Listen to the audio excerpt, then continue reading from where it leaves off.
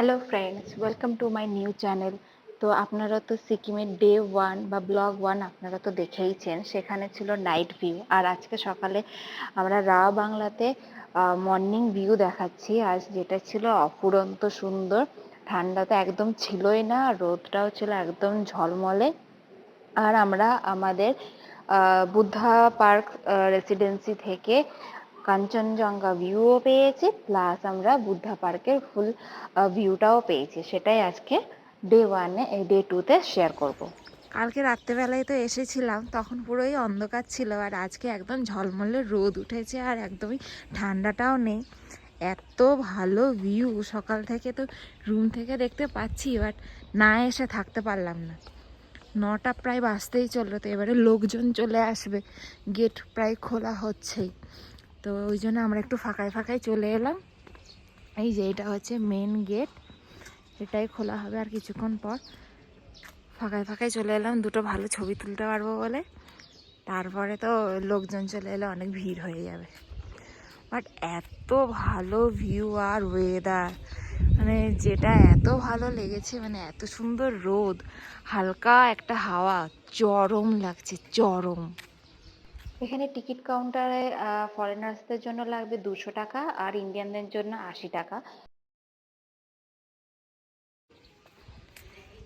কি সুন্দর গাছগুলো লাগিয়েছে।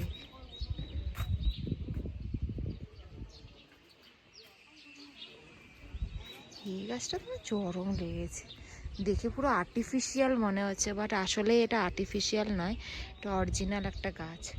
বুদ্ধা পার্ক রেসিডেন্সিতে থাকলে আমরা যখন ইচ্ছে এখানে আসতেই পারি।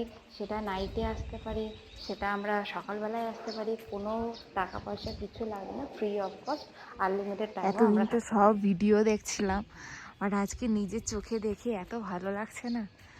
ওয়েদারটা আমার মারাত্মক লেগেছে, মারাত্মক। কালকে তো এই ফোয়ারাটাও বন্ধ করে দিয়েছিল, রাত্রি হয়ে গেছিলো অনেকটাই, আজকে ফোয়ারাটা চালিয়েছে। একটা কথা বলে রাখি, এটা আমি আমার এক্সপিরিয়েন্স থেকে বলছি, এটা কোনোটাই প্রমোশনাল ভিডিও নয়। আমি আমার পয়সা খরচ করে ওখানে থেকেছিলাম, 1 নাইট স্টে করেছি।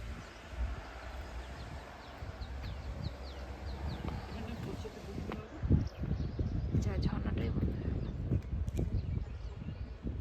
আমার এখানে আমার পজ।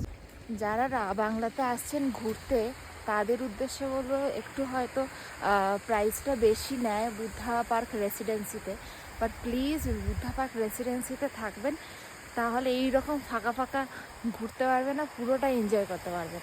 মানে এখানে তো প্রচণ্ডই ভিড় হয়, আর সেখানে ভালো ছবিও তোলা যায় না। বাট এখানে যেহেতু আমরা আগে চলে এসেছি, সেই জন্য অনেকটাই একা একা ঘুরতে পারছি। আমাদের যে বুদ্ধা পার্ক রেসিডেন্সিতে আমরা রুম নিয়েছি, ওখানে আমরা 1 নাইটে স্টে করব। সেটার জন্য আমাদের পেমেন্ট করতে হয়েছে 3000 টাকা।